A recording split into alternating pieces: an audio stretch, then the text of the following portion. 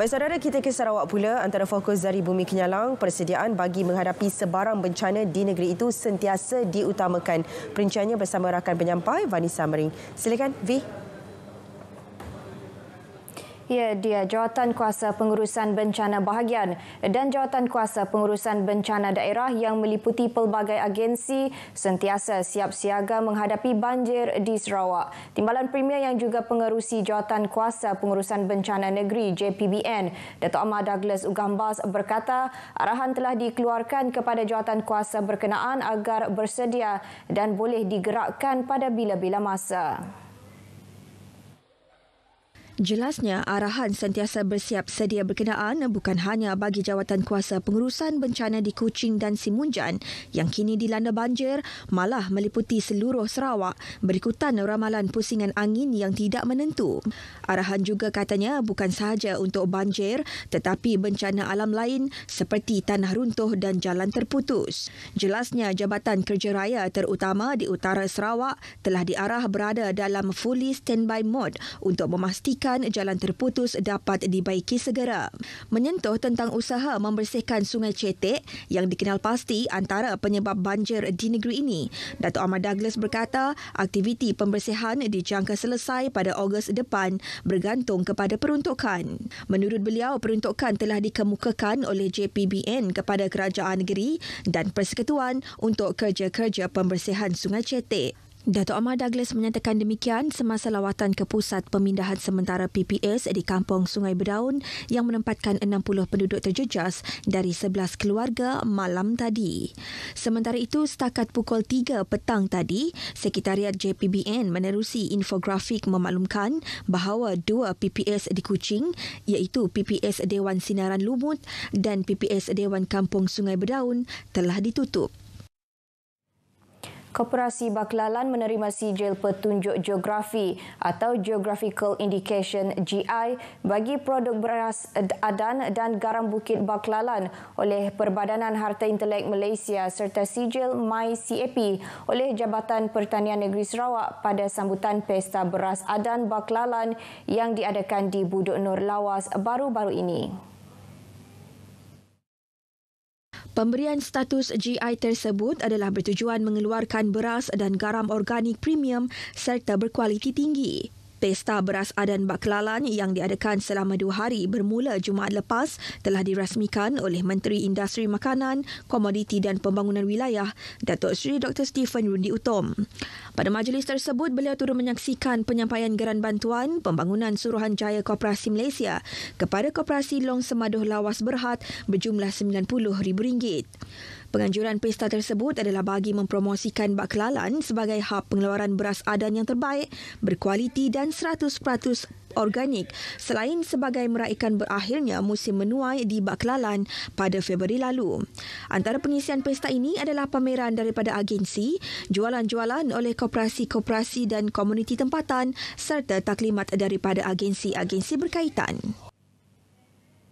4 sekeluarga yang tinggal di pondok berdekatan hutan di Sibu Jaya telah dipindahkan ke pusat transit gelandangan TTG Sibu.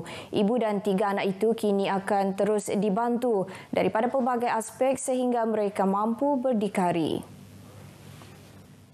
Menurut Menteri Pembangunan Wanita, Kanak-kanak dan Kesejahteraan Komuniti, Datuk Seri Fatimah Abdullah, keluarga itu sebelum ini mempunyai rumah di Sibu Jaya. Namun malangnya rumah itu telah dijual oleh si bapa. Pemilik baharu rumah itu akhirnya terpaksa meminta ibu dan 3 anak itu keluar meninggalkan rumah tersebut dan kejadian itulah yang menjadi titik tolak bermulanya 4 sekeluarga itu membina pondok di dalam hutan di Sibu Jaya. 2 anak lelaki berusia 23 dan 21 tahun kini telah bekerja, manakala anak perempuan yang merupakan anak bongsu kini berusia 12 tahun. Daripada segi pendidikan, 2 anak lelaki berkenaan hanya bersekolah sehingga darjah 6, manakala anak bongsu keluarga itu tidak pernah mendapat pendidikan sekolah.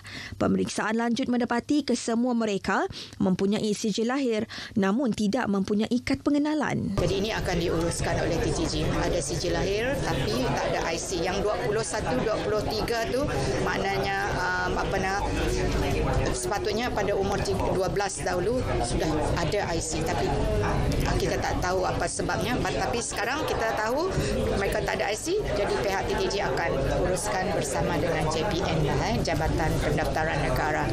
Datuk Seri Fatimah memberitahu demikian selepas menghadiri majlis penutupan Bengkel Literasi Orang Dewasa di Sibu.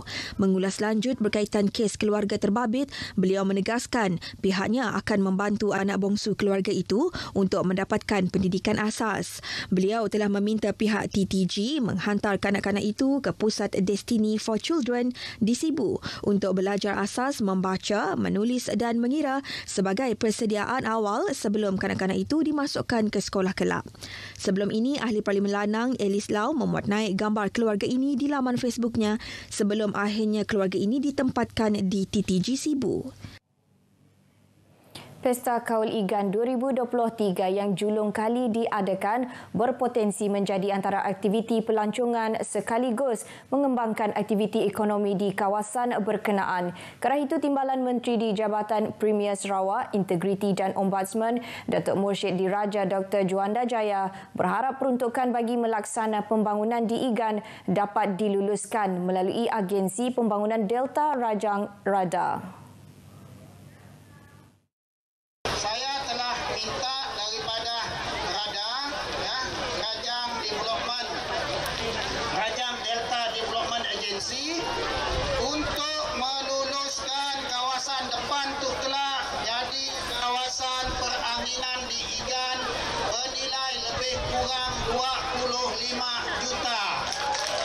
Beliau berucap pada majlis penangguhan Pesta Kaul Igan 2023 menjelaskan apabila Jambatan Igan dan projek Jalan Kebuau Sibu siap kelak, ia akan membuka lebih luas peluang dalam sektor pelancongan dan ekonomi selain memendekkan tempoh perjalanan ke kawasan Igan. Bertemakan Igan Kenah atau Igan Boleh, Pesta Kaul Igan 2023 meriah dengan pelbagai aktiviti antaranya pertandingan tarik tali dan bola sepak pantai, pertandingan pakaian beragam, pertandingan mewarna bagi kanak-kanak dan aktiviti sukan pantai. Tabung Baitul Mal Sarawak TBS hari ini menerima kutipan zakat perniagaan berjumlah RM875,000 daripada Bank Islam Malaysia Berhad bagi tahun kewangan terakhir 31 Disember 2022. Menurut Pengurus Besar TBS, Datuk Abang Muhammad Shibli Abang Muhammad Naili berkata, jumlah ini menunjukkan kenaikan sebanyak RM500,000 berbanding tahun 2021. Ini adalah satu manifestasi bahawa keyakinan pihak korporat terhadap apa yang telah kita lakukan, khususnya dalam setiap yang kita kutip akan kita agih semula kepada mereka yang berhak seperti termaktub di dalam Al-Quran dalam surah At-Taubah untuk 8 golongan yang telah ditetapkan. Jadi kita amat bersyukur sekali kerana pihak Bank Islam telah melaksanakan tanggungjawab ini, antara yang pertamalah kalau menggunakan atas dasar tahun 2022. Beliau berkata demikian kepada pemberita selepas majlis penyerahan zakat perniagaan daripada Bank Islam Malaysia Berhad di Dewan Sadina Umar Al-Khattab, Ibu Pejabat Tabung Baitul Mal Sarawak, Batu Kawah. Penyerahan zakat berkenaan disampaikan oleh Ketua Pegawai Eksekutif Kumpulan Bank Islam, Tuan Muazzam Mohamed, kepada Pengurus Besar TBS, Datuk Abang Muhammad Shibli. Perkongsian itu tadi mengakhiri berita dari Sarawak. Salam Malaysia Madani. Kita kembali bersama dia di Angkasa Puri. Silakan. Baik, terima kasih V langsung dari Sarawak.